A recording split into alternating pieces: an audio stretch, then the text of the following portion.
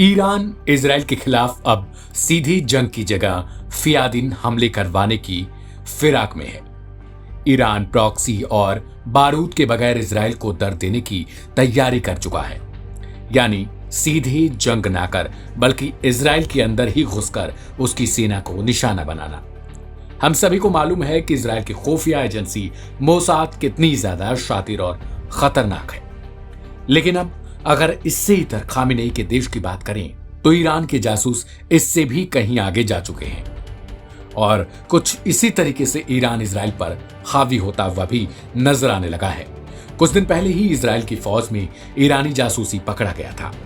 यही नहीं, इजराइल को अब इस बात का खौफ है कि कहीं ऐसा ना हो इजराइल के कोने कोने में ईरान के ऐसे ही जासूस न मिल जाए।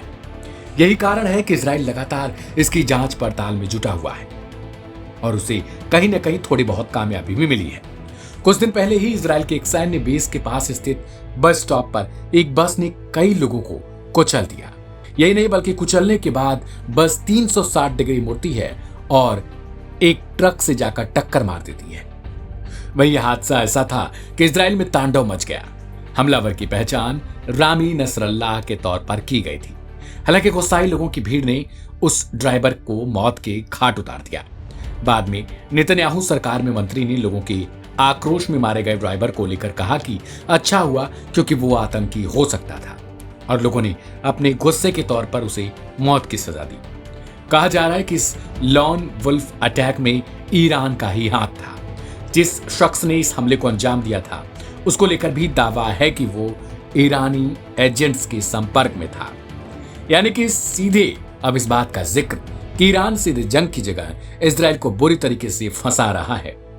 ईरान का यही जाल इजरायली लोगों को अपने आप में फांसता हुआ और उसी देश के खिलाफ उन्हें खड़ा कर रहा है। हाल ही में इजराइल में 7 ईरानी एजेंट्स के गिरफ्तार होने की सूचना मिली। इनमें से एक इजरायली सैनिक में ही शामिल था। ये ईरान के लिए 2 साल से जासूसी कर रहे थे। इन्होंने 2 साल में करीब 600 मिशन भी पूरे कर लिए हैं। दावा है कि इन एजेंट्स के संपर्क में इजराइल के कई लोग और वेस्ट बैंक में रहने वाले आम नागरिक भी जुड़ गए थे, जिन्हें पैसे का लालच देकर इजराइल में लॉन वुल्फ अटैक के लिए तैयार किया जा रहा था। यानी इजराइल के ही लोग लालच में देश के खिलाफ ईरान का साथ देने को राजी हो रहे हैं। सबसे आश्चर्य की बात है कि इस काम में ईरान की मदद तुर्की कर रहा है। इसी देश के जरिए ईरान एजेंट्स को पैसा भी तुर्की के जरिए ही पहुंचाया जाता है। इस काम में ईरान को कामयाबी भी मिलती हुई नजर आ रही है, क्योंकि युद्ध में ईरान हर वो चीज करने के लिए राजी है जिससे वो अपने देश को इजराइल से बचा सके। इस रिपोर्ट में फिलहाल इतना ही। बाकी की तमाम अपडेट्स के लिए सब्सक्राइब करें लाइव हिंदुस्तान।